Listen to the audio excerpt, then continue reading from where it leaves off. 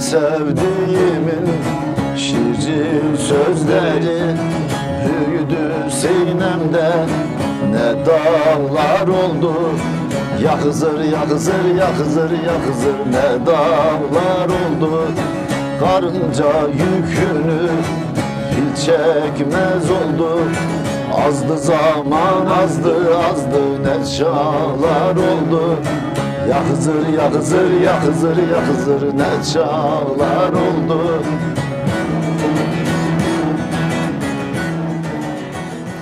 Şimdi bundan daha büyük bir insanlığa hizmet, bundan daha büyük bir ibadet olabilir mi? Bundan daha iyi bir kurban olabilir mi? Ne yapayım ben senin kestiğin kurbanı, hacı, namazı, neye faydası var? Şu bir ağaç hem güneş ışınlarını emiyor hem oksijen gönderiyor. Bak dalında kuşlar ötüyor.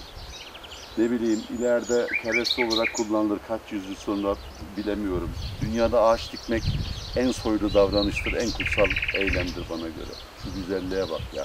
2000 yılında dikmiştim bunları. Tam 13 yıl, 2010 yılında dikmiştim. Özür dilerim. Tam 13 yılda bu kadar çabuk büyüdüler ve birbirlerine kavuştular. Çünkü organik madde çok aşağıda. Dolayısıyla bir de aldığımda zaten bir 10 yaşında hazır tüplü almıştım. Parayla satın almıştım. 13 yılda bu kadar büyüklüğe ulaştılar ve birbirlerine değmeye başladılar. İnanılmaz bir güzellik. Hele kar yağdığında çok daha güzel oluyor. Bana göre işte dediğim gibi bütün mezarlığın çevresine böyle sürekli her yıl ceviz ağacı ve şey dikiyorum. Şu gördüğün ceviz ağaçlarının hepsi benim eserlerim. Ceviz ağacını babam dikmiş, öteki büyüğü babam dikmiş. Şimdi ben ırkçı değilim ama herkesin bir soyu var. Bize devletin şu andaki resmi yalanı hep bizim Orta Asya'dan geldiğimiz, Türk olduğumuz ve Müslüman olduğumuz üzerine böyle bir beyin yıkamaydı. Ama ben araştırdığımızda köklerimizin Hititler olduğunu, yani Anadolu'daki kadim kültlerin olduğunun farkına vardım. Yani Sümer, Eti, Hitit, Hatti, Hurri, Mitanni, Likya uygarlıklarının ardıllarıyız. Yani Anadolu'nun kadim halklarıyız. Onun için buraya Arapça bir şeyler yazmak yerine buraya bir Hitit güneşi koymayı uygun buldum. Bu da bir tahtacı ağıdı. Burada da babamın yaşama felsefesine uygun, onun dünya görüşüne uygun çok güzel deyişler seçtim. Ne diyor bak, babam çok misafir ağırlardı, insanlara çok hizmet ederdi. İbretiyim değiştirmem niyeti, batıl hurafeye etmem biatı. İbadet sayarım dosta hizmeti, o da göze çarpan kabahatimdir. Aleviliği en güzel anlatan kitabıdır. Canan bizim canımızdır, teni bizim tenimizdir. Sevgi bizim dinimizdir, başka dine inanmayız. Bir de babamın en son benim yaşadığım hayal kırıklığından dolayı bu düzeyi koymaya uygun buldum. Çünkü bizim evimizde abartısız binlerce insan doydu. Ablamıza törenlerinde yüzlerce kişi ağırladık. Ben babam felç olduğunda, öldüğünde Türkiye'deki bütün Alevilerin ayağa kalkacağını, böyle görkemli bir tören hazırlayacaklarını sanıyordum ama hiç kimsenin umurunda değilmiş. Bu vefasızlık üzerine şunu yazdım. Kalmadı sevdiğim, lezzetim, tadım. Tükendi seneler bak adım adım. Yıllarımı insanlara adadım, bir günümü geri veremediler. Gandhi der ki, inandığınız gibi yaşamıyorsanız alçaksınız demektir. Ben hiçbir zaman sürü insanı olmadım. Diğer insanlar gibi topluma uymadım. Her zaman kendi doğrularımı yaşadım. Şu karşıda gördüğünüz mermer ocağından dolayı 3 kez cezaevine girdim. Dolayısıyla bu korkunç bir doğa katliamı. Dolayısıyla hani her şeye çevre açısından, doğa açısından baktığımda insanoğlu yaşarken zaten doğaya çok zarar veriyor. Yaptığı yollarla, evlerle, fabrikalarla, otomobillerle. Bir de ölünce böyle hilkat garibesi betondan mezarlar yaptırıyor, mermer ocağından. Bu talep olduğu sürece bu mermer ocakları da olacaktır. Artı bu mermer mezarlar ısınıyorlar. Güneş ısısını emip gece vermeye devam ediyorlar. Dolayısıyla ben düşündüm ki babamın yaşama felsefesine uygun, benim yaşama felsefeme uygun. Ben herkes gibi, sıradan insanlar gibi dedim mezar yaptırmayacağım. Babamın mezarının üzerinde çiçekler olsun, otlar bitsin. Başına, ayak ucuna bir sedir ağacı diktim. Buraya bir ceviz ağacı diktim. Şu ceviz ağacını da zaten dedesi için babam dikmişti. Dolayısıyla böyle bir yazıt yaptırdım ve babamın buraya bütün özelliklerini yazdım. Dünyanın bütün üniversitelerden insanlar gelip babamdan Alevilikle ilgili bilgi alıyorlardı. Dolayısıyla babam Alevi kültürünün dünya belleğine geçmesinde çok önemli bir kaynak insan. Dolayısıyla onları yazdım. Babamın özellikleri işte kaynak kişi, yol ehli, üretken, paylaşımcı, doğa dostu, misafirperver. Bir de Alevi tahtacılıkta yol önderine, inanç önderine mürebbi derler. Babam da çok iyi bir mürebbiydi. Lakabını yazdım ve burada işte doğuş değil, dünyaya geliş, ölüm değil, hakka yürüyüş olarak yazdım. Doğaya saygı için mezar yapılmamıştır. Doğaya turnalar yoldaş olsun. Yani Alevilere örnek bir mezar olacağını, yani yazıt olacağını düşünerek bunu sizlerle paylaştım. Asla mezar yaptırmadım babama. Aynı şekilde bu da annemin bedeninin sırlandığı yer. Annemi de aynı şekilde yapacağım. Kendi vasiyetim de o şekilde. Ve babamı köyde ilk kez tam anlamıyla Alevi ritüellerine uygun olarak Arapça dua okumadan, Sunni din adamı getirmeden Alevi dedesiyle, yani Hüseyin Gazi Metin dede, Mahsuni'yi de sırlayan dedeyi getirdik. Laptop'tan deyişlerle, Türkçe dualarla, Türkçe deyişlerle, şiirlerle ve Yunus'un veda şiirini ben Türkçeleştirdim, 3-4 kıtada ekledim. Onunla olabildiğince Alevi kültür ve inancına en uygun şekilde, orijinal bir şekilde babamın bedenini sırladık.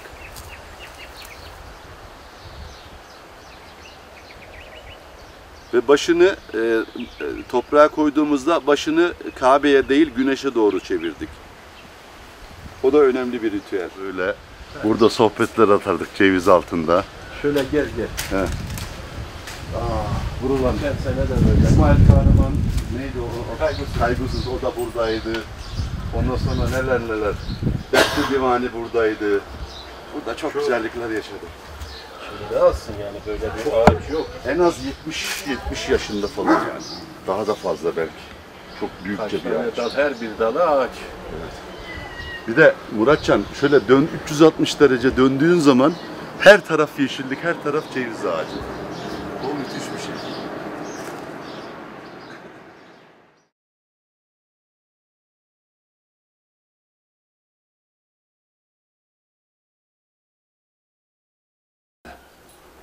Gelen paralı konuklar burada kerpiç evde kalıyorlar.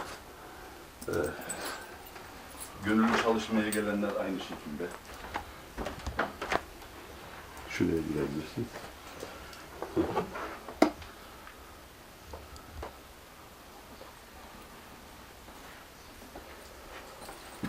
O da işte eskilerden koruyabildiğimiz kadarıyla koruyabildiğimiz. Köyde bizim bir sanatçı vardı böyle.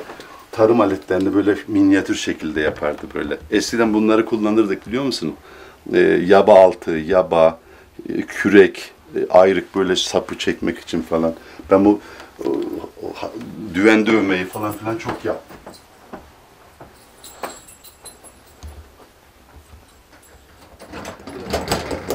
Hazır mısın? Dediğim gibi hayatımın son 28 yılını, tabi elbette Alevilik, devrimcilik, onlar çevre mücadelesi devam ediyor. Hayatımın son 38 yılını, 28 yılını organik tarımla ilgili yayınlanan neredeyse bir broşüre varıncaya kadar toplamakla, bilgi toplamakla ve bunları uygulamakla geçirdim. Çok zengin de bir şeyim var, tohum bankam var. Atalık tohumları yaşatmaya çalışıyorum. Bunda sadece göstermelik birkaç tane.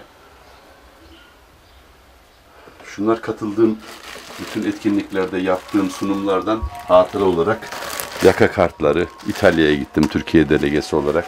Terra Madre etkinliklerine. Şu yine Fible'dan aldığım organik aile çiftliği, en başarılı 3 organik aile çiftliği ödülü. Şu Victor Ananias dönüşüm ödülleri.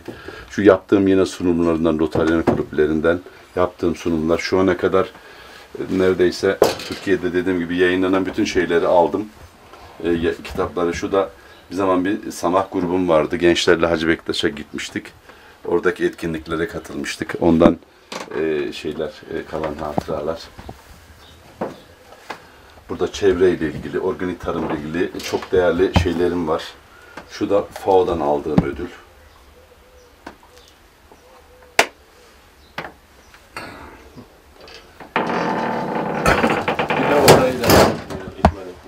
Şimdi bir de şöyle her yaklaşık 11 metal dolusu kitabım var. Bu benim en büyük hazinem. Burası çift sıra.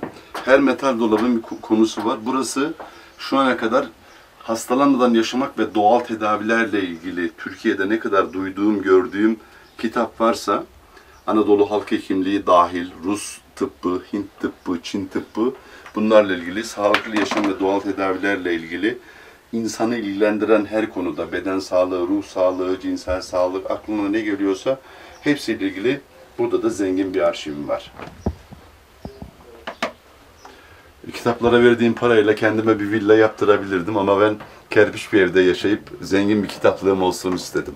Confucius diyor ya, Tanrım bana kitaplarla dolu bir ev ve çiçeklerle dolu bir bahçe ihsan ede diyor. Bir paylaşmak istediğim bir şey daha var. Yani insanlara verilen değeri anlatması açısından, bir dakika onu çıkarayım.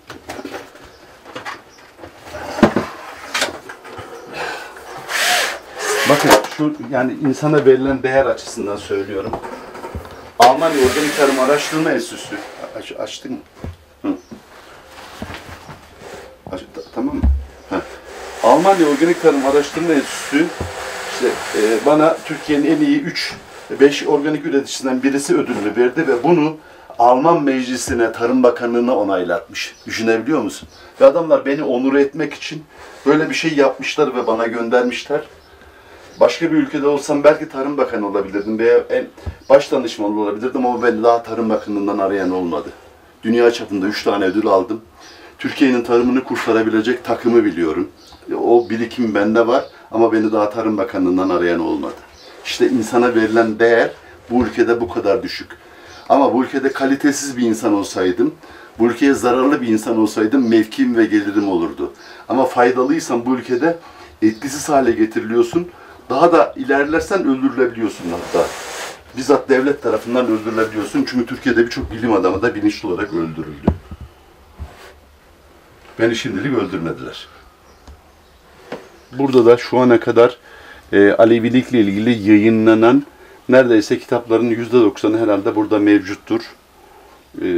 Bu da benim başka bir zenginliğim.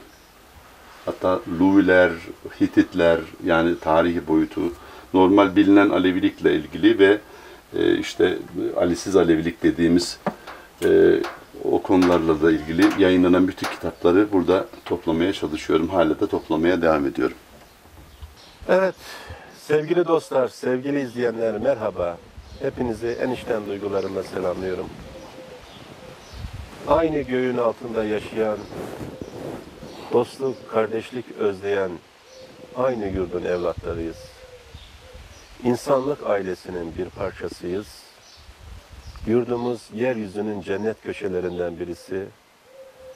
O kadar yağmaya, yıkıma, talana rağmen hala yeryüzündeki en ender türden bitkileriyle, hayvanlarıyla, börtü böceğiyle ve bunlar kadar da önemli farklı inançlarıyla, kültürleriyle herkesin evrensel insan değerlerini bulacağı büyük ozanlarıyla, düşünürleriyle, şairleriyle gurur duyacağımız bir yurt toprağı, Türkiye'miz. Yani Yunuslardan Nazım Hikmetlere uzanan, geleneksel çizgiden çağdaşlığı yakalayabilen nice evrensel değerimiz var. Akdeniz bölgesindeyiz. Akdeniz yakası aydın illeri, pirim gelir Abdal Musa'ya. Pirimizin huzurundayız. Bir ulu ereni anmak için, anmak törenler için buradayız.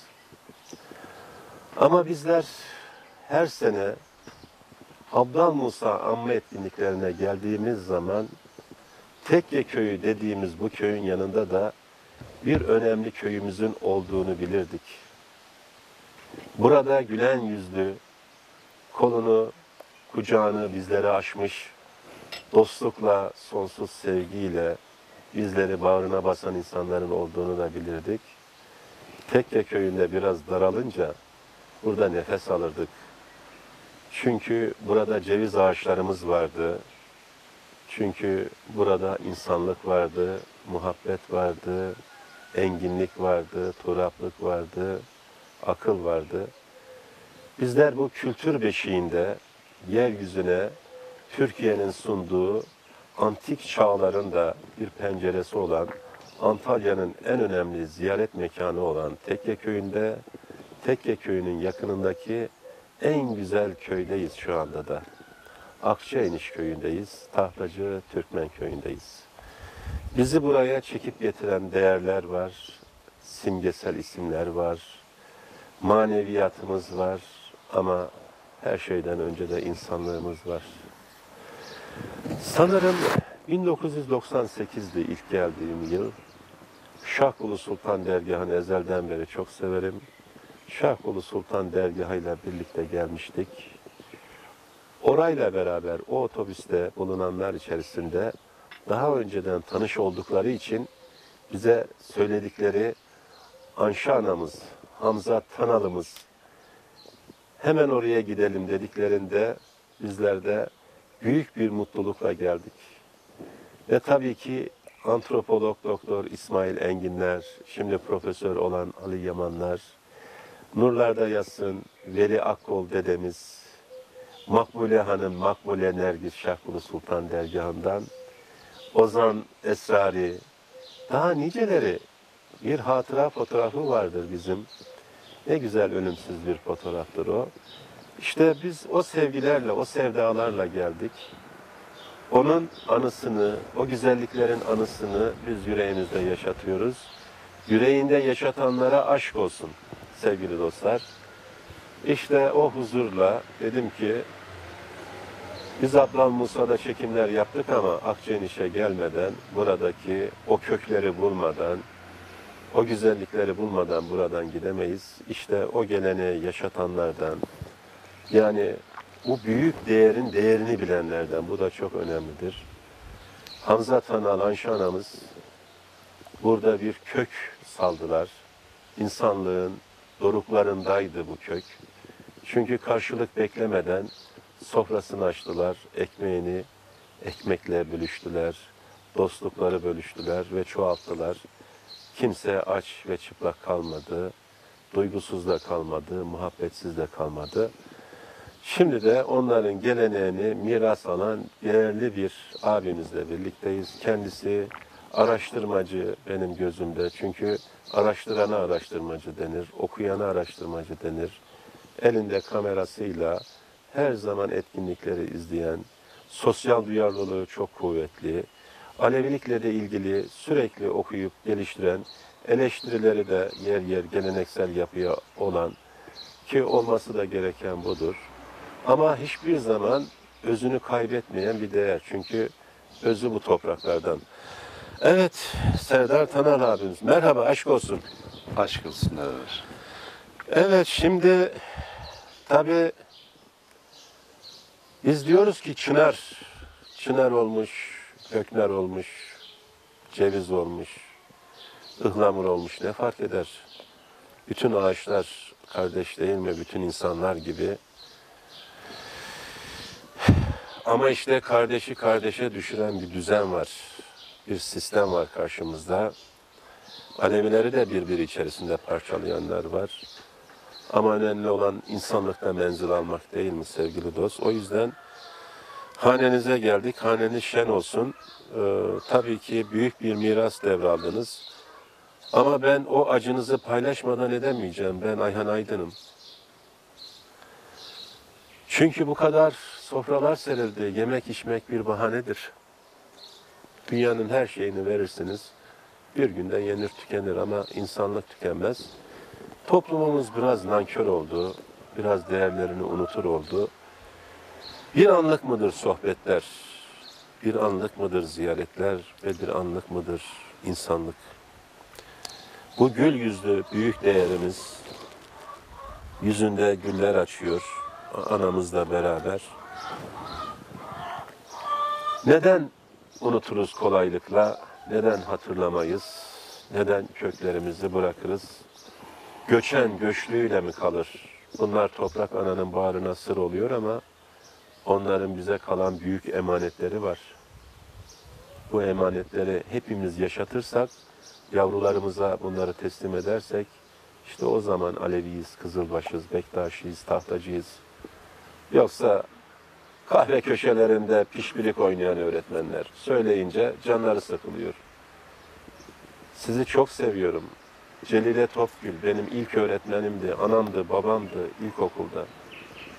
Bana okumayı, yazmayı öğretti. Ama öğretmenlerimiz, canlarımız, okuyanlar, yazanlar, bizler kitap okumazsak gençlerimize neler söyleyeceğiz? Neyse derler ki Ayhan Aydın lafı da aldı. Kendisini konuşan, konuşturan. Nasılız? Vallahi Erenler iyiyiz demek adetten olmuş ama ben hiç roman yalın halimden vazgeçmeyeceğim. Halimi, iyi halimi kullanmıyorum. İyi değilim ben. Ülkemin durumuna çok üzülüyorum. Zaten şu anda bir insanın iyi olması için ya aşırı derecede aptallık derecesinde cahil olması lazım, duyarsız olması lazım, yalak olması lazım, ilkesiz ve kişiliksiz olması lazım. Ben öncelikle bir insan olarak, sonra bir devrimci olarak, bir Alevi olarak, bir çevreci olarak bu ülkede son derece mutsuzum ve son derece tedirginim. Çünkü benim hayal ettiğim ve bütün insanlığın adına olmasını istediğim şeylerin şu anda tam tersi yapılıyor. Doğamız tahrip oluyor, kültürümüz korkunç bir erozyon içerisinde, korkunç bir asimilasyon içerisindeyiz.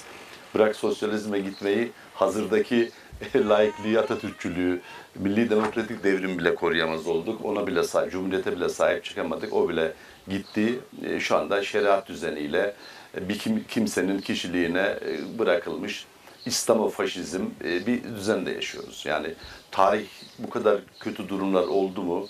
Aleviler acaba Osmanlı döneminde, Selçuklu döneminde bundan daha mı kötüydü? Bundan daha mı büyük zulüm görüyordu? Onu bilmiyorum ama şu anda çok kötü bir durumdayız her konuda. İyi diyebilecek umuttan başka hiçbir şey yok yani.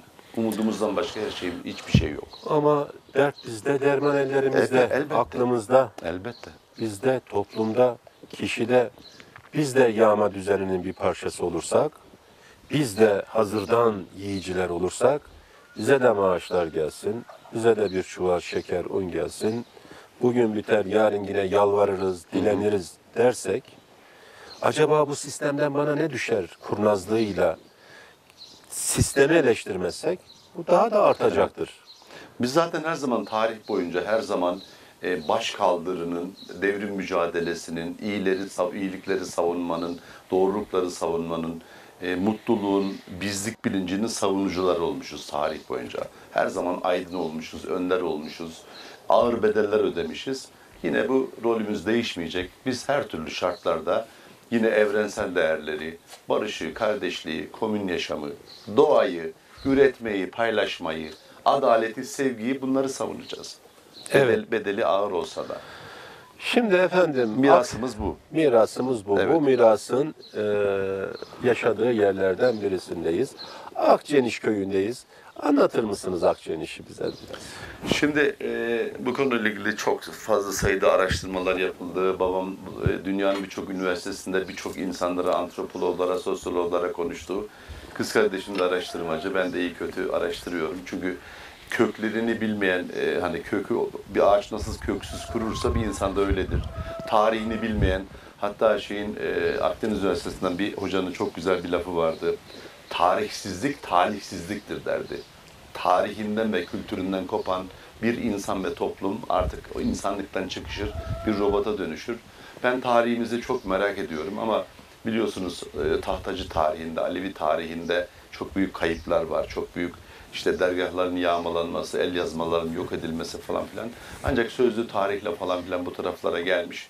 Ulaşabildiğim kadarıyla bize Tahtacı denmesinin sebebi eskiden göçebe yaşamımız, dağlarda ağaç işleriyle uğraşmamız, ağaçları kesip bunu tahta haline getirip o düzende takas yaparak, pazarlarda tahtayı satarak veya diğer gıda maddeleriyle takas yaparak hayatımızı sürdürmüşüz. Mesleğimizden dolayı tahtacı denmiş.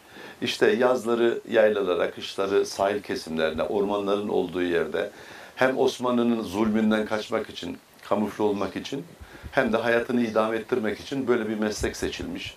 Ve daha sonra yeni bir ulaştığım bilgi, bu tahtacılık mesleğini biz Bulgarlardan öğrenmişiz. Hatta bu golaslar derler, böyle büyük testereler. Onların bir eğeleme stili var. Ona Bulgar düzeni derler. Gökbük'ten de bir arkadaş Okay Sütçüoğlu diye bunun kitabını yazdı şu anda. Bulgarlardan öğrenmişiz. Dediğim gibi bu ürettiğimiz ürünleri yerleşik düzendeki insanlarla takas yoluyla bu şekilde hayatımızı idame ettirmişiz. Bir de Bulgar bozu olan mı var? Bir etkinlik var Mersin'de.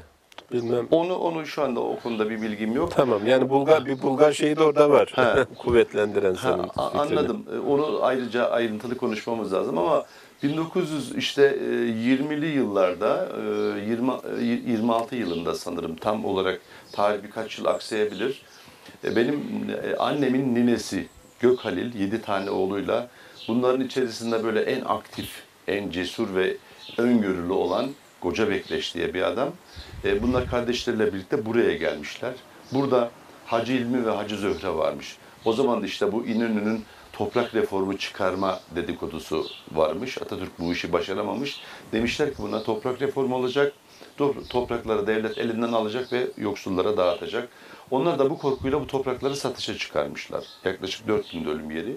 Bizim buranın yerli Bektaşi köylüleri de, Bektaşlar da demişler ki yabancı geleceğine bu dağdaki tahtacılara haber edelim. Onlar gelsinler, yerleşsinler.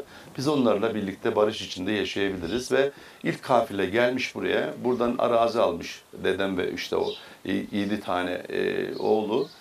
Daha sonra bunu duyan çok değişik yerlerdeki, mesela biz Selik Demirciler Köyü'nden gelmeyiz. Bir kısmı Fethiye'den gelme, bir kısmı Acıpayam, Yeniköy taraflarından gelme, Dere Çiftlik taraflarında falan. Yani dağınık böyle dağlarda göçebe halindeki tahtacılar, işte Akçeniş'e tahtacıların yerleştiğini duyunca zaman zaman gelip buradan arazi almaya başlamışlar. Bu arada da tarımı bilmedikleri için buradaki topraklarını buradaki yerli halka kiraya verip onlara kendileri dağda çalışmaya devam ediyorlarmış. Ama bir süre sonra demişler ki ya bizim de toprağımız var. Biz de öğrenelim bu işi. Bunu da yapalım. Ve daha sonra yavaş yavaş oradaki orman işçiliğini bırakarak köye yerleşmişler ve çiftçilik yapmaya başlamışlar. Yani bu ilk yerleşim 1926 ise bu yerleşim neredeyse 1945'lere kadar devam etmiş. Artık ondan sonra çok fazla göç almaz olmuş. Ondan sonra artık çoğalma başlamış. Köyün yerleşimi bu şekilde. Şimdi burada tahtacı kültüründe iki temel ocak var. İşte Hacı Emirli, Yan Yatır Ocağı. İnanç önderlerimiz, dedelerimiz var. Ve bunlar Çanakkale'den Ege, Akdeniz, Hatay'a kadar bütün sahil bölgesinde yaşayan geniş bir Alevi topluluğu.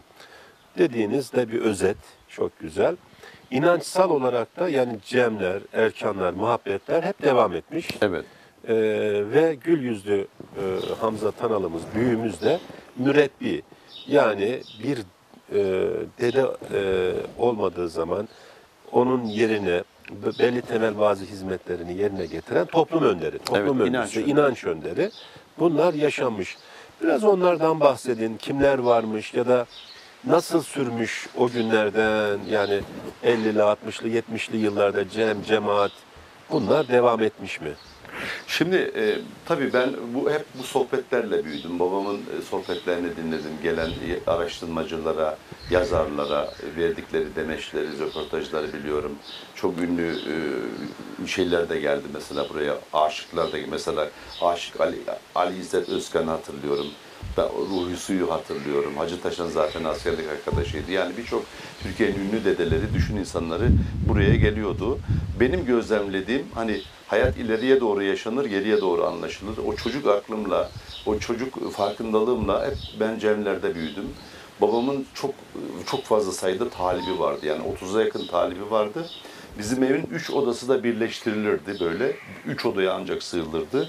O zamanlarda dedelere gerçekten müthiş bir değer vardı, itikat vardı, güven vardı ve Aleviliğin gerçekten bir yaptırımı vardı o zaman. Yani o düşkünlük geleneği falan son derece etkiliydi.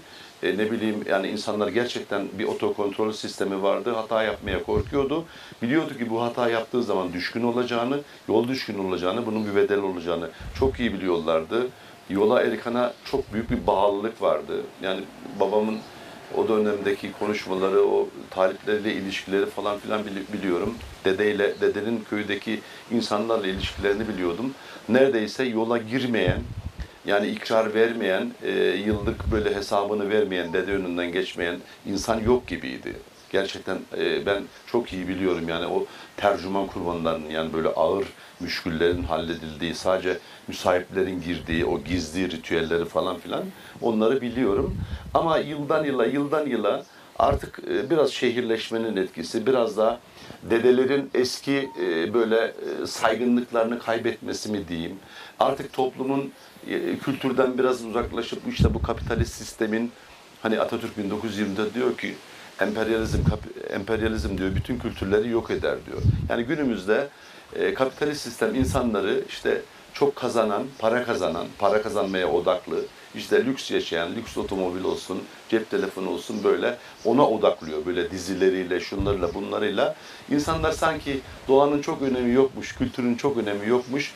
Ben ne kadar çok para kazanırsam, ne kadar çok tüketirsem, ne kadar lüks içinde yaşarsam o kadar mutlu olacağını zannediyor. Oysa bugün dünyadaki ve ülkemizdeki en büyük mutsuzluğun sebebi birincisi insanların doğadan ve doğallıktan uzaklaşması ve artı kültürlerinden uzaklaşması. Şimdi etnosantrizm yapasım da geliyor. Yani çünkü ekoturizm yaptım. Hani Avrupalıları gözümüzde büyütüyoruz. Dünyanın neredeyse her ülkesinden bize paralı gönüllüler gönüllü çalışmaya gelenler oldu. Eko çiftlikte çalışmak için.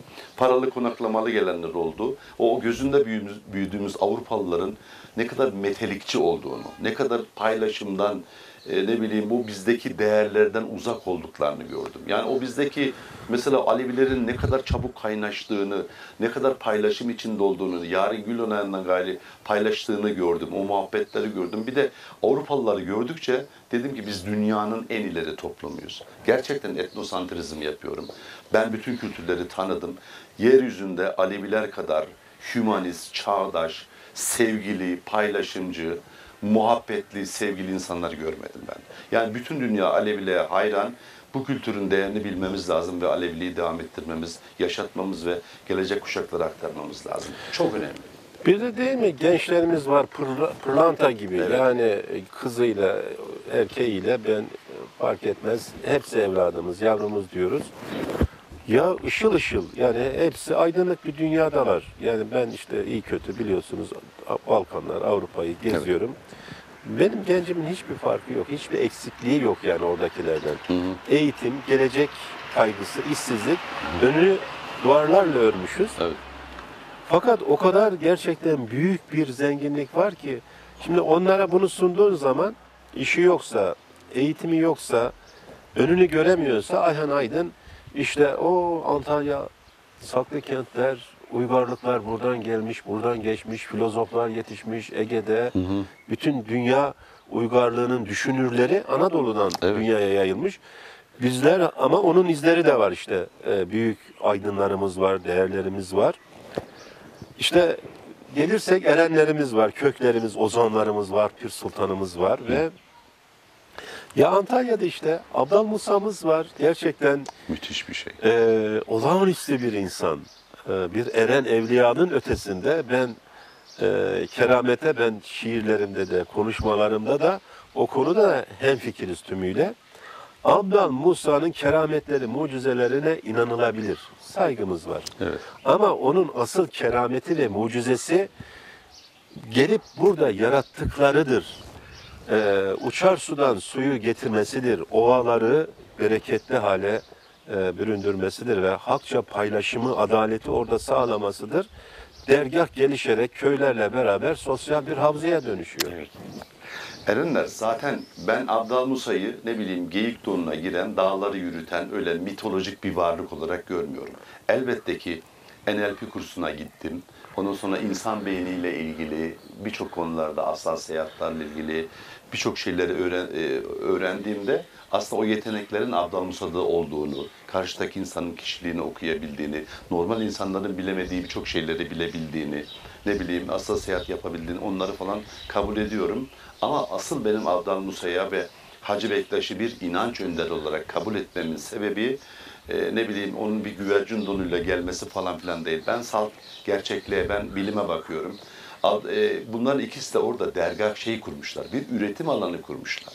Orada Aleviliğin ütopyası olan komün yaşamı, yani dinsiz, devletsiz, parasız, özel mülkiyetsiz, herkesin yeteneği ve emeği ölçüsünde komüne katkı sağlayıp birlikte paylaştıkları, kimsenin kimseye hükümranlık kurmadığı, yöneticinin olmadığı, paranın özel mülkiyetin olmadığı bu işte Aleviliğin ütopyası olan Rızalık kentini hayata geçirmelerinden dolayı ben onlara büyük hayranlık duyuyorum. Yoksa Abdal Musa buraya geldi, dergaha gelip de elini açıp da Allah'ım bana, Tanrım bana şey gönder dememiş. Ayağını yere vurdu, su çıktı. Ya öyle Yani- bir şey yok. Adam bakmış ki çok yerleri gezmiş. Hem buranın ovanın yani kalitesi açısından su, toprak yapısı, orman yapısı, stratejik açısından önemini bilerek buraya dergahını kurmuş. Adam bakmış ki sulu tarım yapılmıyor. Gitmiş ta uçar sudan yüksek kotları işaretleyerek böyle, o gün hani diyorlar asasıyla işaret etti. Yüksek kotları işaretlemiş adam. Ve adam gelmiş burada üretim yapmış. Sulu tarıma geçirmiş. 3 tane değirmeni, ne bileyim 42 tane ambar yapmış, 1700 tane dana yapmış. Yani o durumda kuru kuruya dua etmemiş yani. Burada bir komün kurmuş. Mucizesi çalışması. Çalışması. Zaten Hacı Bektaş demiyor mu? En büyük ibadet çalışmaktır diyor. En büyük mucize çalışmaktır diyor. Yani yoksa ben dağı yürüttüğüne, o dağı yürütmenin de ne anlama geldiğini biliyorum. Şöyle ki, laf lafa geçti, onu da söyleyeyim, Tabii, çok tabii. önemli. Tabii. Şöyle ki, bir yazar beni ziyaret etmişti. Alan çalışması yapıyoruz. Ünlü de bir Alevi yazarımız. Bana işte şeyi sordu. İşte bu dağı yürütmenin, ondan sonra Geyikdonuna girmenin falan filan, bu Çataltepe'deki o ateşten buzla çıkmanın falan ne anlama geldiğini sordu. Ben de işte bunlar mitoloji ama bunların başka bir arka yüzü olduğunu düşünüyorum dedim. Meğerse o şuymuş. Tarih boyunca bizim dergahlar hep katliamlara uğrayıp işte ya sürgüne gidiyor önderlerimiz, ya asılıyor, kesiliyor falan. Bir de el yazmalarımıza el konduğu için bizim bilgilerimiz, tarihimiz ve Aleviliğin şifreleri deyişlere ve mitlere şifrelenmiş. Belirli bir farkındalık düzeyine gelen insanlar ancak bunu algılayabiliyor. Ve o yazar bana şunu söyledi. Dedi ki, dağı yürütmek ne demektir biliyor musun dedi. Alevilik tarih boyunca hep katliamlardan, zulümlerden dolayı neredeyse yok olma durumlarını yaşadı. Neredeyse yok olacaktı. Hani bu yol incelir ama kopmaz derler ya. İşte Abdal Musa'nın tarihi yeni yeni aydınlanıyor. Bir bilgiye göre burada doğdu büyüdü ya da bir bilgiye göre Hoy kentinde. Hoygon'dan geldi. Hacı Bektaş da Bacıyan Rum Teşkilatı'ndan o bilgileri aldı. Aleviliğin yol ve erkanını öğrendi. Oradaki Hacı Bektaş Veli'nin üniversiteden tarihini, derslerini aldı. Hacı Bektaş bu yolun sistematiğini kurdu ama hayata geçiremedi. O da geldi burada her yönüyle dergahını kurdu ve yok olmakta olan bir kültürü, bir inancı, bir yaşama biçimini, felsefeyi hayata geçirdi. Alevilik de o kadar büyük bir kültür ve felsefe ki bir dağ. Dolayısıyla dağı yürütmesi işte o anlama geliyormuş. Bunları da ancak belirli bir zamandan sonra öğrenebildik.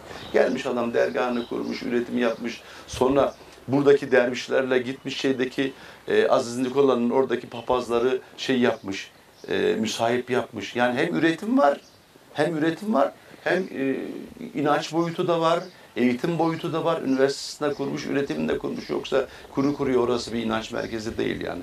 O açıdan ben Abdal Musa'ya ve Hacı Bektaş'a çok büyük önem veriyorum. Kaygısız gibi bir Elbette. büyük ozan yetişmiş.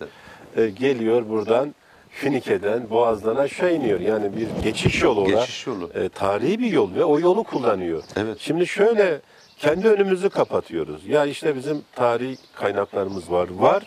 Bir kısmı yok edilmiş ama hala olanlar var. Evet. İkincisi biz dağların başına geçtik, işte bize zulmettiler, ağladık. Ağladık, bugün nasıl varız? Tabii ki zulüm büyüktü. Ürettik, çalıştık, zorlukları yendik, direndik. Karanlığa karşı, zulme karşı, Osmanlı, Selçuklu katliamlarına karşı bugün ayakta kaldık. Hı hı. Kalan kim? Biz, atalarımız.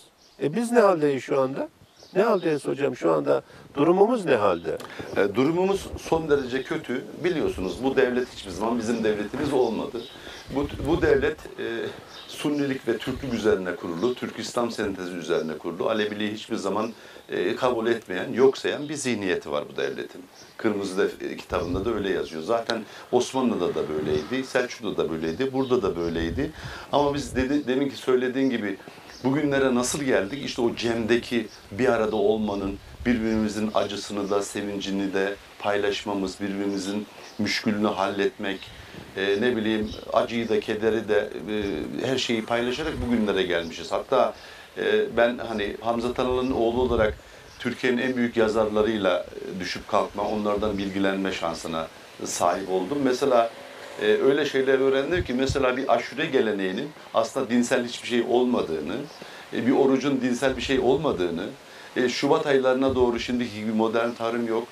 Artık gıda stokları bitiyor. İnsanlar açlığa dayanabilmek için orucu geliştiriyorlar. Veyahut da artık öyle açlık ve kıtlık ürün çıkmadan önce o kadar had safhalara gelmiş ki herkes ambarında ne varsa bir avuç fasulyesi, nohudu, buğdayı varsa bunları birleştirerek bunları aşure yapıp hayatta kalmışlar. Toplumsal dayanışma, Toplumsal, barış, evet. inançla iç içe geçerek öyle yaşatılmış. Öyle yapmışlar. Yani iklimle de, hastalıklarla da, yoklukla da, katliamlarla da hep bu biz olmanın, birlikte olmanın dayanışmayla bugünleri aşmışız.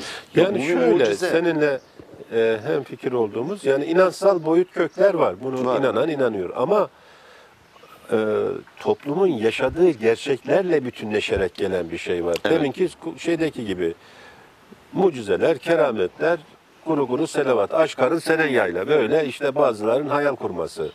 Çalışmasan, üretmesen bir şey olmaz. Ama bu sefer de bakıyorsun, bir sevgi, saygı, inanç, köklerden gelen şeyler var. Geleneğimiz inanç diyelim. Ama yokluk var. İkisi sentezleniyor, bütünleşiyor. Yani Alevilikte ikisi sentezleniyor, bütünleşiyor. Hızır günleri. Ya yetiş canımıza Hızır. Dersim coğrafyasında Hızır inancı çok kuvvetli. Niye çok kuvvetli? Ya antik dönemden beri panteon diyorlar. İşte tanrıların bir doğuda bir alanı, merkez, ama coğrafi olarak en zorlu şartların olduğu coğrafya. Karlar, kışlar, boranlar, yokluklar, dağ başlarında. Evet. Ekim, dikim zaten yok. Bir avuç bir şey var. Evet. İşte geliyor zemhere ayları. Zemhere ayları geldiği zaman hiçbir şey kalmıyor. Onlarda ne var ne yoksa hem yalvarma, doğaya yalvarma, Tanrı'ya yalvarma, kim ne diyorsa desin. Ama önemli olan orada arayış var. Evet. Karanlıkta nasıl çıkacağız? Bu dinsel simgelerle oluyor, doğasal simgelerle Bir oluyor. yerlere dayanmak gereği de duyuyor gücü Ne yetmediği zaman. yapıyor artık? Kendi Hızır'a varlığını, güveniyor, bir şeyler diyor. kendi varlığını bir üst bilince teslim ediyor. Daha önceki inançlardan aldığıyla güncel yaşamını da harmanlayarak Hızır bir tanrı oluyor, tanrısallaşıyor, Evet. çağırıyor. Çünkü çok zor da, çok artık korkunç hastalık, yokluk, yaşlılık, açlık, çocuklar aç, hayvanlar aç. Hayvanın hem çok önemli bir şey de var. Oraya geleceğiz zaten biraz sonra. Bu doğa sevgisiyle beraber oradan açacağım ben. Hayvanı, yani doğa sevgisi gerçekten Alevilerde çok korkunç, değerli. Korkunçla değerli. Bana göre Alevilik zaten bir doğaya tapınma Evet, kültüdür. korkunç ve değerli. Kötü sözler nasıl yan yana gelir? Evet, dilimize de dikkat edeceğiz. Çünkü böyle uyarılar da geliyor. Yani kelimeleri kullanırken hani normalmiş gibi geliyor ama korkunç, çok kötü. Dayanılmaz diyelim. Bu daha uygun oluyor. Dayanılmaz bir hadde geliyor. Ama hayvan sevgisi zaten var, ama hayvanı da onun yaşamının bir parçası. Hayat kaynağı. Hı hı. Bir ineği var zaten, bir öküzü var, bir ineği var. Her şeyi, can damarı o, göz nuru o. Onunla iş görüyor, onunla karnı doyuyor. O yüzden de yaşam çevresiz olmuyor. O zaman biraz artık yavaş yavaş çevreye dönelim. Evet sevgili dostlar, Antalya Elmalı Akçayeniş köyündeyiz. Serdal Tanal canımızda, değerli araştırmacı abimizle sohbetimiz devam ediyor. O çok yönlü bir kişiliğe sahip. Gönlü geniş, sevgisi, sezgisi de kuvvetli. Erenlerin yolunda, izinde, ozanların. Ama aynı zamanda da çok önemli bir özelliği var. Gerçekten kendisi çevreci. Yani çevrecilik, çevreci olma, çevre duyarlılığının yüksek olması, yaşadığımız dünyadan sorumlu olma. Bunlar artık hani biraz hobi falan değil. Bazıları öncü oluyor, girişimci oluyor, örnek oluyor. Ama artık gençler bu konuda daha iyiler gerçekten. Hani İhsani'nin bir şiiri var. Sorumluyum ben çağımdan, dik ovamdan, düz ovamdan, sömürüyü toprağımdan kovana dek yazacağım. Yani duyarlı olacağız her şeye. Her şey bizi ilgilendirecek. Adam sendecilik bir toplumu da, bir ülkeyi de ve bir insanı da yokluğa ve ölüme götürür. O yüzden yanımızdaki ağaç bir candır. Onun da bizim gibi bir canı vardır. Yanımıza, ayağımıza sürtünen kedimiz, köpeğimiz hepsi bir can taşıyor. Hepsinin yaşama hakkı var. Yeryüzündeki bütün insanlar eşittir can olarak. Bütün canlılar da eşittir. Yani bütün canlılar evrenini düşünürsek şu öten kuşun şu yeryüzüne bıraktığı, o belki başka bir şey için ötüyor. Haber veriyor, eşini arıyor. Bilemiyorum. Onun kuş bilimciler bilir. Ama ben de bir insan olarak biliyorum ki ceviz gerçekten çok önemli bir ağaç. Çınar çok önemli. Önemsiz bir ağaç var mı? O yüzden nehirlerimiz kurutuluyor, göllerimiz kurutuluyor. Türkiye bir çöle dönüştürülüyor. Bataklığa dönüştürülüyor. Aynı devlet sistemi gibi, toplumsal yozlaşma gibi. Sevgili izleyenler, hiçbirisi birbirinden uzak değil. Aleviler ve Alevilik asimile ediliyor. Çevremiz tahrip ediliyor. Devlet sistemi resmen yağma zihniyet tarafından yok ediliyor. Hepsi bir bütünlükte ülkemiz çöle dönüyor. Çölde yaşam olur mu? Olur. Niye olmasın? Çöller güzeldir. Çünkü orada yeryüzünün bir parçasıdır. Ama oraya uyabilen birkaç kertenkele, birkaç yılan türü yaşayabiliyor çöllerde biliyorsunuz. Milyarlarca ağacın olmadığı yer, insanın da olmadığı yerdir. Türkiye'yi çöle çevirirsek ağaçlar da yok olur diyorum ve bir çevreci abimizle sohbet edelim diyorum. Ne güzel böyle kuşlar, ne bileyim böyle gelince huzur buluyoruz. Ben buradan gitmek de istemiyor insan. Ama eskiden de daha da güzel yönleri varmış. Sen bana geçen anlattığında çok heyecanlanmıştım Serdar abi. Ya şuradan diyordun, bura bir dereydi deyince şaştım kaldım. Öyle Evet, miydi? evet, maalesef. Şimdi belki de bunu bilim adamları da kabul ediyor. Dünyada doğallığı ve çok hızlı gelişimi, çok hızlı değişimi ve en son bu kötü günleri görebilen bir kuşağız biz. Ben 1963 doğumluyum.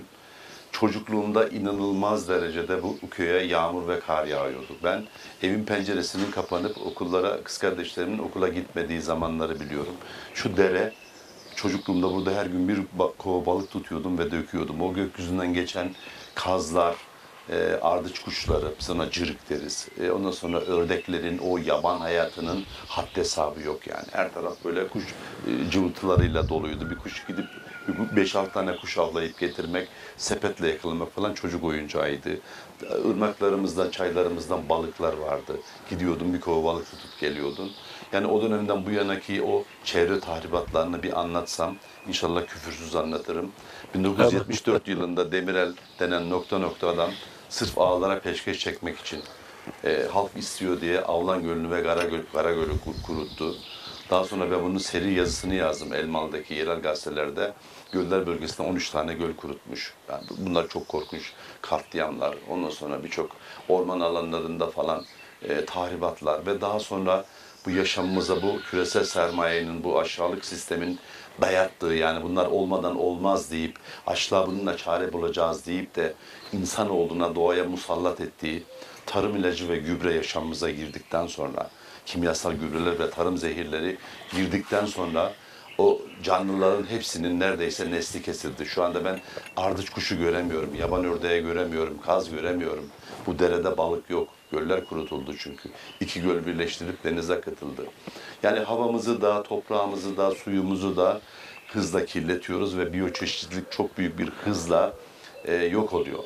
Doğanın insana ihtiyacı yoktur. İnsan doğanın kanser hücresidir. Yani insan olmasa doğa çok daha güzel olur. Bütün canlılar çok mutlu ve refah içinde doğal yaşamlarına devam ederler. İnsanoğlunun ben aslında üstün bir ırk olduğunu, bir üstün varlık olduğunu düşünmüyorum. Tam tersine doğanın başının belası olduğunu düşünüyorum. Ama gerçek anlamda kamil insan olabilmek için de birinci şartın doğaya saygı olduğunu düşünüyorum. Ben doğayı kutsamayan hiçbir inancı, hiçbir izmi, felsefeyi ve siyaseti kabul etmiyorum. Eğer gerçekte de Alevilik bir doğaya tapınma kültü olmasaydı, doğayı kutsamamış olsaydı Aleviliği de kabul etmezdim. Benim görüşüme göre, ki benim görüşüm değil, doğrusu böyle okumam, araştırmam ve o elit insanlarla birlikte olduğum ve ulaştığım seviyeye göre Alevilik aslında bir doğaya tapınma kültüdür. Alevilik doğayı kutsal görür. Hatta Alevilikte dualite yoktur. Tanrı'yı her şeyden münezzeh ayrı bir varlık olarak da görmez. Evrenin bütününü Tanrı olarak görür. Dolayısıyla doğada canlı cansız her şeyin bir ruhu vardır. Onlar kutsaldır. Dolayısıyla doğa olmadan siz isterseniz komünizmi kurun, isterseniz bir Alevi devleti kurun. Ne olursa olsun doğa yoksa hayat yoktur. Yaşamın, zenginliğin, mutluluğun, sağlığın, her şeyin kaynağı doğadır. Dolayısıyla ben bir doğaperestim. Benim tanrım doğa, rehberim de bilim. Başka tanrı da kabul etmiyorum, rehber de kabul etmiyorum. Dolayısıyla bu öngörülerim, içimdeki hisler ve çok kaliteli insanlarla düşüp kalkmanın akabinde, okumanın akabinde artı bir de kendimi hep doğayla özdeşleştirmemden dolayı, yani söylemesi ayıptır, ben paraya, özel mülkiyete karşı bir insanım. Çok vasıl bir insanın tek oğluydum. Yaklaşık 130 dekar arazimiz vardı. O zaman çiftçilikten çok korkunç para kazanılıyordu.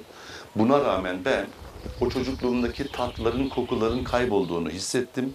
Tarım ilacı, yani tarım zehir ve kimyasal gübre girdikten sonra ve çevremde o biyoçeşitliliğin besin zincirinin kırılmaya başladığını, ölü tilkileri gördüm, ölü yılanlar gördüm, ölü leylekleri, baykuşları gördüm ve bunların hep tarım ilaçlarından kaynaklandığını gördüm. Derelerin, göllerin kuruduklarını görüp onların ekosistemde ne büyük tahribatlara yol açtığını gördükten sonra, Avlan Gölü'nün özellikle kuruduktan sonra taban suyunun çekilmesi, elma bahçelerinin kuruması, ormanları böceklerin istila etmesi, kuşların burayı terk etmesinden dolayı yaşamın kaynağının ve kutsal olan şeyin doğa olduğunu fark ettim ve o çok ciddi bir geliri elimin tersiyle iterek, ki günümüzde insanoğlunun para için her türlü maskaralığı yapmaya hazır olduğu bir dönemde ben o geliri elimin tersiyle ittim. Dedim ki ben doğayı kirleterek, başka canlıları öldürerek kazanılan para haklı bir kazanç değil. Ben bundan sonra aç da kalsam, yoksul da kalsam kimyasal gübre ve zehir kullanmayacağım deyip ani bir kararla 1996 yılında organik tarıma geçtim. Tamamen atalık tohumlarla üretim yapıyorum. Organik tarımla ilgili şu ana kadar verilen bütün yayınlanan her şeyi topladım. Çok sayıda televizyon programına katıldım. Çok sayıda radyo programına katıldım. Binlerce insana sunum yaptım. Çok sayıda belgeselim çekildi. 3 kez uluslararası ödüle layık görüldüm. Eyvallah. Bana göre insan olmanın, Alevi olmanın, devrimci olmanın birinci koşulu doğaya saygıdır. Ben sürekli ağaç dikiyorum, çöp topluyorum, kurban kesmiyorum. Zaten İslam hiçbir ritüeli yerine getirmiyorum. Artı Alevilikte de kurban kesmek diye bir ritüel olmadığını, bunun bir şart olmadığını öğrendikten sonra hele şu 3 yemeğe, 7 yemeğe, 40, 50 yemeğe, yıl yemeğe falan onları da yapmıyorum. Çünkü ben ölülerin yemek yemediğini düşünüyorum. Babam da zaten çok çevreci ve ağaç dikmeyi çok seven bir insandı. Onun yolundan birazdan hani gidip gösteririm size. Ben sürekli ağaç dikiyorum. Yıllık ciddi bir bütçe ayırarak hem kendi arazilerimin kenarına hem mezarlığa, cemevinin kenarlarına, okulun arkasına falan sürekli ağaç dikiyorum. Aklıma geldi ama burada ne yapalım işte pat diye geldi. Şimdi Kamber Özcüvan var. Evet. Emekli öğretmen. He. Hacı Bektaş Belediye Başkanı Mustafa Özcüvan'ın amcasının oğlu olduğundan dolayı Evet. da bilirsiniz. Bir de gazete çıkarmıştı Yurtta Birlik. Gerçekten çevreci. Sizin gönlünüzde bir insan, onu da almış olalım, ne yapalım. Evet. Anılmak istedi Kamber Hoca. Ha. Yani şimdi He, bir şair, ağaç, evet, evet. buyurun. Mezarlığa ağaç dikmiş. Evet. Ben yüzlerce He, diktim. bir tane de o da öyle. Ya demişler bu adamın amacı ne, bu mezarlığını kendine çevirecek, ne yapacak? Ağaçları dikiyor ya, orayı kendisine herhalde çevirecek bu. öyle düşünürler. Yani çevreciliğin karşılığı. Ha, yani adam- ağaç sevgisinin Ha, karşılığı. Şimdi ben bir zamanlar köye ilk daha belediyeler bunu yapmazken Antalya'dan Çevre Vakfı'ndan valilikten konteynerler getirdim. İnsanlara yalvarıyorum. Diyorum ki birine tarım ilacı kutularını atalım. Birine şişeleri atalım. Birine petleri atalım. Birine kağıt atalım. Hatta pilleri bir yerde toplayalım. Oradan konteynerle bunları getirdim. Akşam işten yorgun argın geliyorum. Bir de o çöpleri ayrıştırmaya çalışıyorum. Ondan sonra Diyorlarmış ki ya o zenginin de adam bir de çöp satıyor diyorlarmış. Yani düşünebiliyor musun? Adam onu bir karşılık bekleyerek yaptı. Bir ara yine yol kenarında ben çöpleri görüyor mu? Bu bira şişelerini falan, alüminyum kutuları falan, poşet petleri gördükçe rahatsız oluyorum ondan. Ben gittiğim öğren yerlerinde mesela Uçarsu'ya, Yeşilgöl'e gittiğimde falan, Kafi şeye falan, Budala Sultan'a, Oturak Baba'ya gitmem. Çuvallar dolusu çöple dönüyorum. Bir tanesi durdu, sen ne yapıyorsun dedi. Çöp topluyorum dedim ben. Allah Allah dedi ya. Ne yapmaya çalışıyor yani? Anlam veremiyor ona. Adam benim çöp toplamama anlam veremiyor yani. Kıyamet. Çünkü hayatın kıyamet kaynağı diyor. doğa. Hayat neyden oluşuyor? Hava, su, toprak ve ateş, 4 element. Biz bunları koruyamazsak hadi otur dua et bakalım. Hadi şimdi şu küresel ısınma, dünya yeşil alan kayboluyor, otomobil arttı, ev arttı, fabrika arttı, karbon atmosfere bitkilerin temizlediğinden 7 milyar ton fazla karbon monoksit gönderiyoruz. Karbon emisyonumuz arttı. Hadi duayla temizleyin bakalım. Şimdi de- İmam sayısını arttırın, cami sayısını arttırın. Temizleyin hadi bakalım. Ağaç Katliam, dikmek. Şu anda en katliam. kutsal iş ağaç dikmek. Evet. Yapacağımız iş minimalist Aynı- yaşamak. Aynı özdeyiz. Yani şimdi ülke gerici bir kuşatmayla karşı Korkunç hem karşıya. de Orta çağın bile Yavrularımız, gerisinde. yavrularımız büyük bir tehdit ve tehlike altında. Dolayısıyla sistem gericilikten yana çarkını çeviriyor. En büyük kıyımı da Alevi Bektaşi toplumu yaşayacaktır. Alevi Bektaşi toplumu da bu kıyıma, bu zulme, bu barbarlığa, bu gerici kalkışmaya en çok tepki göstermesi gereken bir toplumdur. Bütün programlarda söylüyorum. Dolayısıyla böyle bir iktidar, yani yağmacı bir iktidar nedir? Akdeniz'in en güzel yerlerini veyahut da bütün Ege, bütün Türkiye'nin Her yerinde. her yeri ağalara, beylere, koyu şeyhlerine peşkeş çekelim, yağmalatalım, Ovaları satalım. İsraillere sattılar. En güzel koylarımızı Araplara sattılar. Bu açıkça bir işgaldir. Bu açıkça bir Hainliktir vatana yani. ihanettir bu ya. Alçaklıktır Hainlikten bu ya. başka bir şey değil.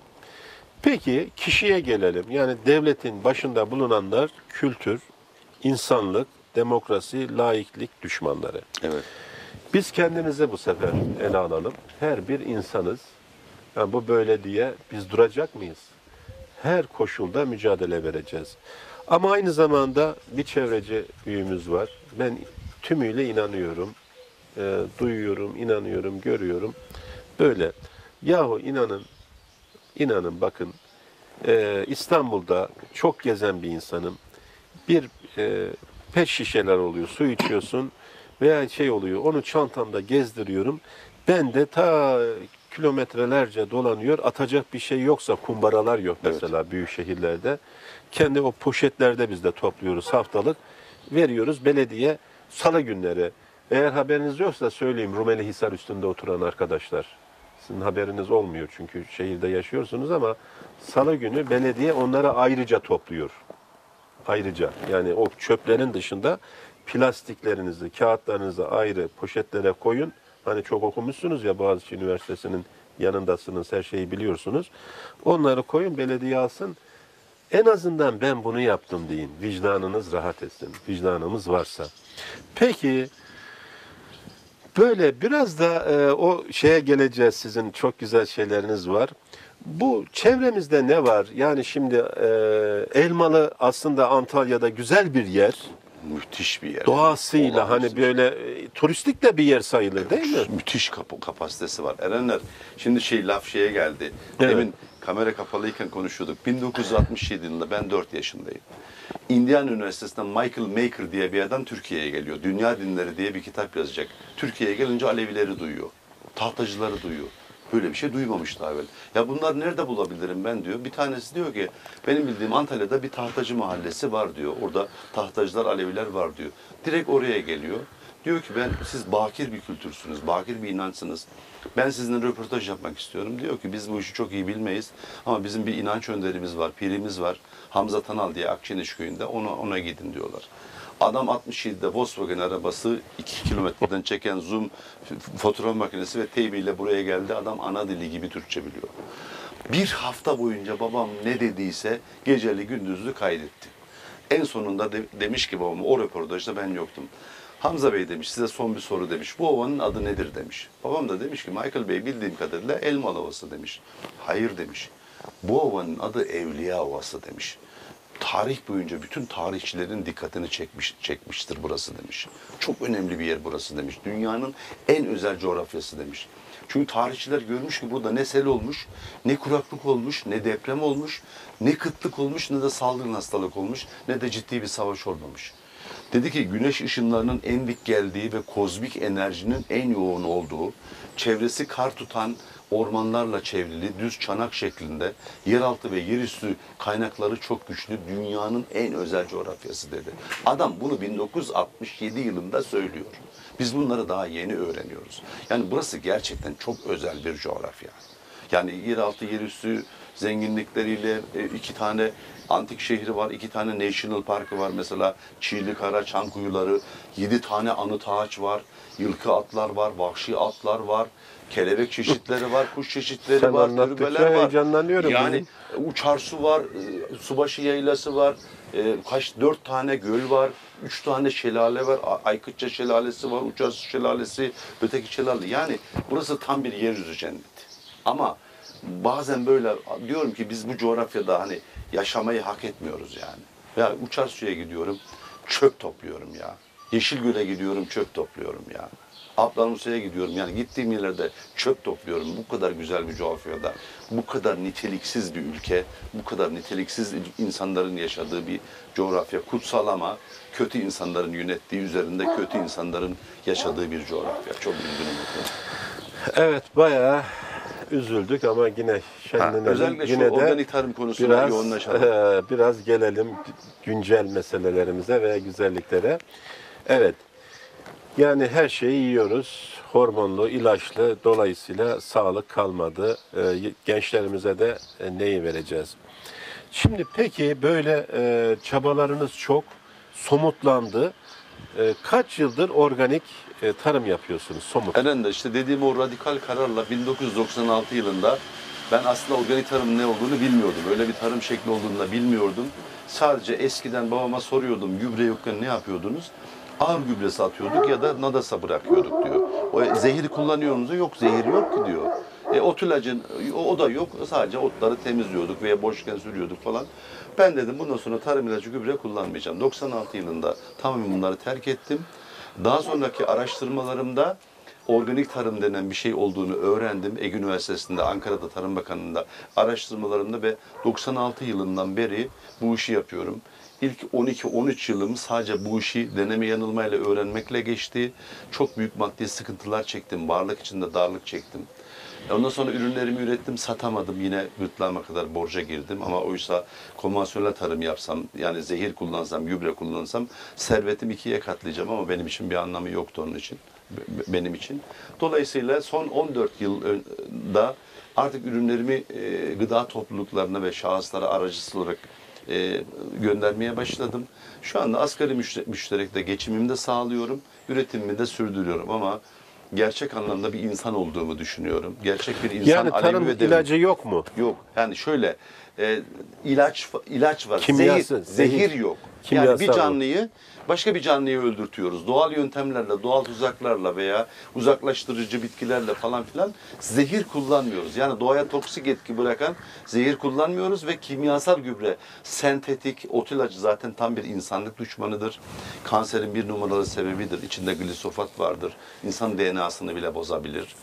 Dolayısıyla doğal gübreler kullanıyoruz. Doğal meralarda yayılan hayvanların gübreleri, organik tarımda kullanımına izin verilen kendi çiftliğinden çıkan gübreler, yeşil gübreler, solucan gübresi, yarasa gübresi doğal olmak kaydıyla bunları kullanıyoruz. Atalık tohumları özellikle o çok çok önemli. Çünkü bu ülkeye yapılan en büyük alçaklıklardan, ihanetlerden bir tanesi de küresel sermayenin emriyle 2006 yılında atalık tohumlar yasaklanıp GDO'ya izin verildi. Oysa bizim kurtuluşumuz atalık tohumlara bağlı.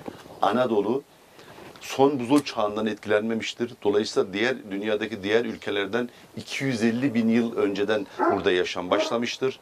Bu kadar gen çeşitliliği, biyoçeşitlilik ve bu kadar 17 bin, 18 bin tane endemik bitkinin olması ve Anadolu'yu özel yapan budur. Dünyada ilk buzulların eriyip yaşamın başladığı yer Anadolu ve Mezopotamya'dır.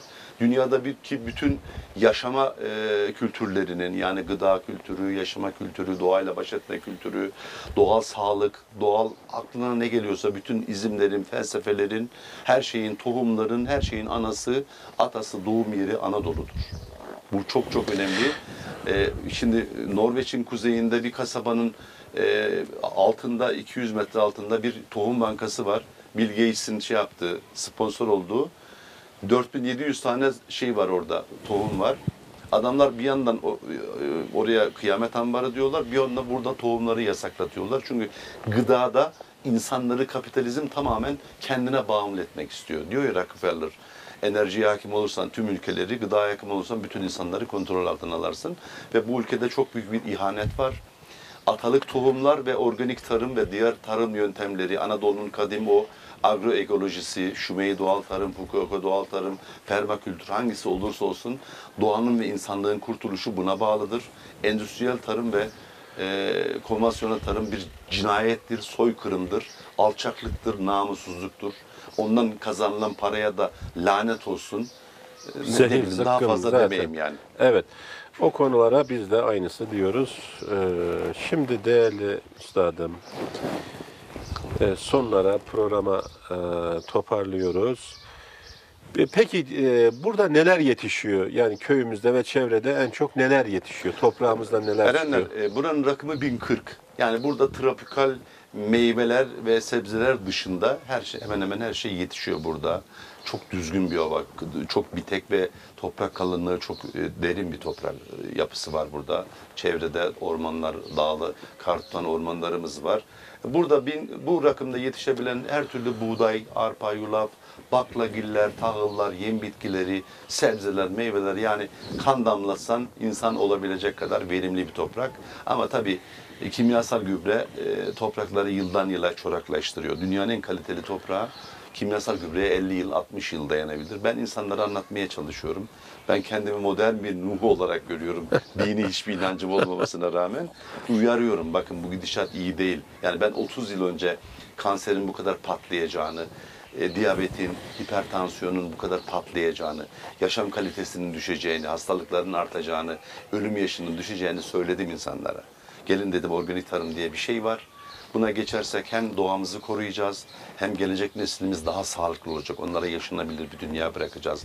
Zaten aslında Aleviliğin özü, Aleviliğin öbür dünyaya gitmek, cennet, cehennem, öyle hayallere, mitolojilere falan inandığını sanmıyorum. Gerçek Alevilikte öyle bir şey yok.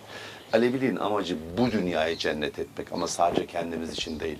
Bu dünyadaki bütün canlıların yaşama hakkına saygı duymak, onların doğal yaşama alanlarına, yaşama haklarına saygı duymak, bu dünyayı bütün insanlar için ve canlılar için yaşanabilecek bir cennet etmek amacıdır. Onun amacı ve bunun önündeki gördüğü engeller, insanları bölen, zulmeden, sömüren ne varsa, dinler, devletler, para ve özel mülkiyet, bunlara karşı Alevilik.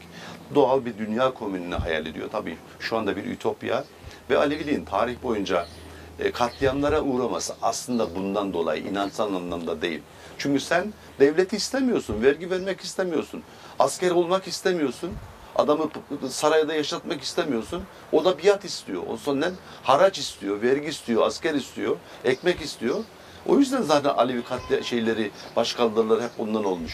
Şalvarı şaltak Osmanlı, eğeri kaltak Osmanlı. Eken de yok, biçen de yok. Bakmış ki ötekileri dinle uyuşturabiliyor, uyutabiliyor. Onları istediği gibi sömürebiliyor.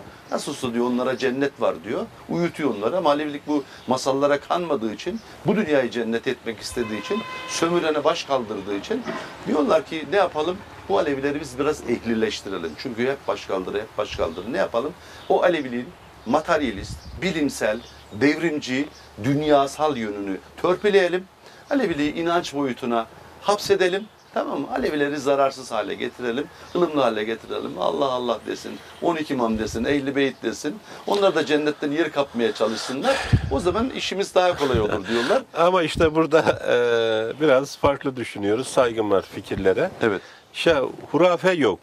Öbür dünya, cennet, cehennem şeyi de Alevilikte yok, ama işte ona inanç olarak, Ehl-i Beyt'e, 12 imamlara inanç olarak inandığı için her inanca ne yapıyoruz? Saygımız oluyor. Ama şöyle Erenler, gerçekliği de kabul etmemiz lazım. Mesela haddim olmayarak şu anda Türkiye'nin en kaliteli de Alevileriyle, kitapları olan Alevileriyle düşüp kalkıyorum. Onlar, bakın 1890 yılında Dersim bölgesindeki bütün inanç önderlerini topluyorlar.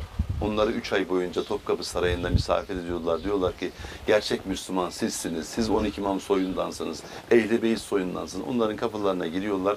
Hediyelerini verip gönderiyorlar. Aleviliği işte bu doğayı kutsayan, insanı kutsayan, emeği, barışı, sosyalizmi kutlayan, komün yaşamı kutsayan şeylerini, kutsayan bölümlerini atıp Aleviliği inanç boyutuna indiriyorlar. Şimdi Benim itirazım ona. Anladım. Dediğim gibi görüşler size ait. Ben de diyorum ki Aleviliğin, Alevi dediğimiz, Bektaşi dediğimiz bu topluluğun bir inancı var. Yani o inanca gönlüyle, sevgisiyle bağlanmış.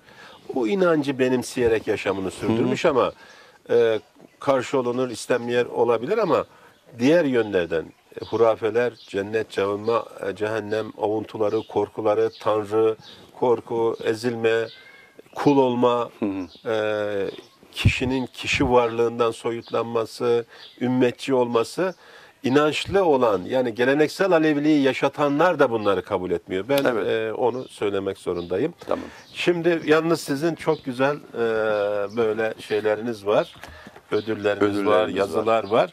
Şöyle biz bunları böyle ben diyeceğim ki Masa üstünde basında çıkmış, böyle de alabilir.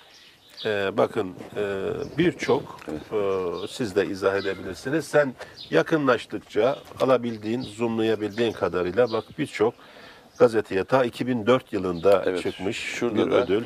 şöyle var. Almanya Organik Tarım Araştırma Enstitüsü FIBEL merkezi İsviçre'de ondan 2004 ve 13-14 yıllarındaydı sanırım. Türkiye'nin en iyi 5 üreticisinden birisi ve Türkiye'nin en iyi 3 organik aile çiftliğinden biri ödülüne layık görüldüm. Başka Türkiye'de Önemli de bir başarı tabii ki. Buğday Derneği'nden de ödüller bir şey yaptım. Ama benim en büyük ödülüm doğaya zararsız olarak yaşamam ve doğanın bana 60 yaşına kadar bahşettiği sağlık. Ve gerçek anlamda kendimi bir insan Alevi ve bir devrimci olarak hissetmemi sağlaması. Hayır, bu bizim için de gurur verici bir şey. Bir Alevi tahtacı olarak bir ocak kökünden geliyor. Çünkü bura bir ocak sayılır. Hamza Tanal, Ayşe anamızın ocağı ve burada bu tabii ki söyleşi yapmayı çok istedik ama 2 gündür bir türlü yakalayamadık Öznur'u. Ona selam olsun. Yani şu anda evde yok. Isparta'daydı, Antalya'daydı derken o da büyük bir değerimiz, halk bilimci, çok yönlü bir sanatçı ve üretici. O da aynı şekilde organik tarıma, doğaya, çevreciliğe inanan bir değerimiz. Ona da selam olsun. Şunları şöyle göstereyim. Bakın birçok güzel sertifikalar, ödüller. Bunlar bizim gururumuz. Başka bir sürü sertifikalar görüyorum Evet, burada. yani organik tarım zaten sertifikalandırılmış bir şey. Kontrol edilir. Evet. İçinde en ufak bir tarım ilacı ve gübre kalıntısı olmadığı ispatlandıktan sonra ancak sertifika verilir. Böyle rastgele dilden olmaz. Evet, yüreğiniz, gönlünüz var olsun. Dolayısıyla can dostlar, can dostlar, can dostlar. Şimdi düşünün, sezgi ve zeka. Abdal Musa'yı düşünün. Evet, yani geyik donuna girmek. Söylencelerimizde bile bir öz var aslında. Yani hurafi olarak değil, mitolojinin bir parçası olarak değil. Gerçekçiliğin bir şey olarak olursa ben de şöyle okuyorum değerli üstad, çevreci ve bu her şeye de saygısı var. Orada hemfikiriz. Ben de şöyle diyorum. Bakın birbirimizi tamamlıyoruz. Öyle bir öz var ki, öyle bir öz var ki, geyik o ormanların içerisinde sezgisiyle yolunu buluyor. Gece, gündüz, en ufak bir çıtırtıda kulağı seste. Çünkü avlayanı var, yavruları var ve bir canı var. Ormanın içerisinde süzülüyor, ilerliyor, yaşıyor. İşte Abdal Musa da belki de işte bu doğacı anlayışın en güzel örneği. Doğacı. Yani Geyik donunda kaygısuzu kendisine çeken Abdal Musa. Yani gözlerin birbirine teması avulu gözler. Ahulu ve ahudur da aynı zamanda. Cerendir, geyiktir. Burada o dona bürünerek gelmesi, sezgi gücünün kuvvetli ve ormanların içerisinde yaşamasıyla birlikte işte Alevi Bektaşi toplumu Abdal Musa'yı da o canlı, hayat dolu, buradaki bütün bu evrenin içerisinde simgeleştirerek doğa, insan bütünlüğünü, inanç bütünlüğünü de aynı zamanda ortaya koymuş oluyor. İşte Alevi Bektaşi keklik avlamaz. Aslında yılana da zarar vermemesi gerekir. Yılan sana bir şey yapmıyorsa yılana da dokunmasın. Hatta bilenler vardır. Anadolu'da bu hala geçerlidir. Ocakların koruyucusu olduğuna inandığımız evin yılanları vardır. Duymayanlar olabilir. İlk kez duyanlar da şaşırmasın. Evet, yılan, hatta şahmaran da oluyor. Yılan da bir canlı. Tabii ki bizim canımızı alıyor, zehirliyor diye bütün hayatımızın içerisine girmiş ama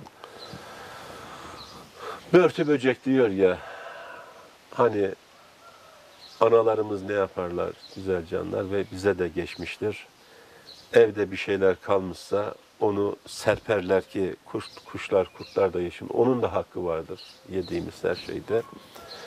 Dolayısıyla çevreci yönüyle, Aleviliğe, Bektaşi'yle eleştiriler, araştırmacı, güncel boyutlarıyla, bilimsel yaklaşımlarla bakmaya çalışan araştırmacı bir yönüyle, köyünde bir yenilik yaratarak çöpleri toplayıp mezarlıklara ağaç ekmesiyle, köklerimiz olan ocağımızda Ayşe anamız, Hamza dedemizin geleneğini yaşatmasıyla, işte onun yerini dolduruyor, kollarını açtı. İşte onlar yoklar, nurlar içinde yatsınlar, ışıklarda olsunlar, devri daim, devri asan olsun. Asan kelimesi tahtacılarında kullandığı kolay olsun, güç gelmesin manasında. Yeri gönüller olsun, gönüllerimizde yaşıyorlar. Yaşatanlardan birisiyle söyleşi yapmaya çalıştık. Her şey gönlünce olsun. Çok teşekkür ediyoruz bizi ağırladığınız için. Sağ olun, var olun. Ben Umarız teşekkür ederim. öyle bir dünya sadece hayallerde değil, herkes elini taşın altına koysun deniyor ya, herkes de bu duyarlılığın bir parçası bile olmuş olsa çok şey değişecek. Bir şey ekleyebilir miyim? Mesela Cemlerde düşkünlük oluyor ya. Mesela o düşkünlüğü ağaçla telafi edilebilir. Yani kurban kesmek yerine o düşkünlüğe diyecek ki sen şu kadar ağaç dikeceksin. Peki. Özel günlerin arasına ağaç dikerek şu yıl yemekleri, ölü yemeklerini bıraksak, Kurban Bayramı'nda bize ait olmayan bir kültürün, inancın ritüelini yerine getirmektense onun yerine ağaç diksek, doğaya yatırım yapsak. Çünkü yaşamın kaynağı doğa ve Alevilik bir doğaya tapınmak. Hemen bir şey çağrıştırdın. Yaşayan insan demek ki tecrübeler birikiyor. Hatta da Antalya'da yaşıyordu. Keskinli Aşık Haydari, Kaya Özlük. Biliyorum, bizzat tanıyorum. Çok da Kaya, geldi bize. evet, Kaya Özlük. Çok önemli bir anısını anlattı. Söyleşimizde geçti, yeri geldi. Bakın, Anadolu boş değil. Boş değil. Aynı şekilde bir cemde bu konu oluyor. Kendi köyünde yaşadığını anlatıyor. Olduğu için asla yalan söylemez o insan. Böyle bir düşkünlük veya cezalandırma diyelim. Bir sitem kesme, ceza verme durumu oluyor. Oradan analar da, dedeler de, birisi, şimdi hatırlayamayacağım, yalan söylesem olmaz ama %100 mucizevi bir şey. Diyor ki ya ne cezası? Onun en güzel cezasını ben biliyorum. Şu kır alanlar var bomboş.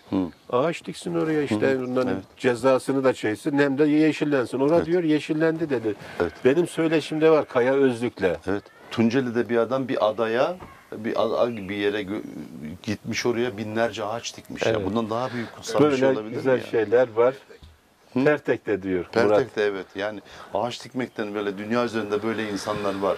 Adam bir yere çocukluğundan başlamış milyonlarca ağaç dikmiş. Bir karı koca var. Evet. Babaları tüccarlık yapıp oradaki bütün ormanları kesmiş tüccar olarak ve karı koca kaç yılda, hele 60 yılda 50-60 yılda. milyonlarca, trilyonlarca oraya ağaç dikmişler. Babalarının doğaya verdikleri zararı şey yapmışlar. Ben de okudum onu. Evet. İspanyol bir çevreci diyor ki insan doğaya borçlu kalmaz diyor. Kalmamalı diyor. Mesela ben yaşım boyunca traktör kullandım, otomobil kullandım, uçağa bindim, otobüse bindim. Ben doğaya bir karbondioksit bırakıyorum. Ben ne yapıyorum?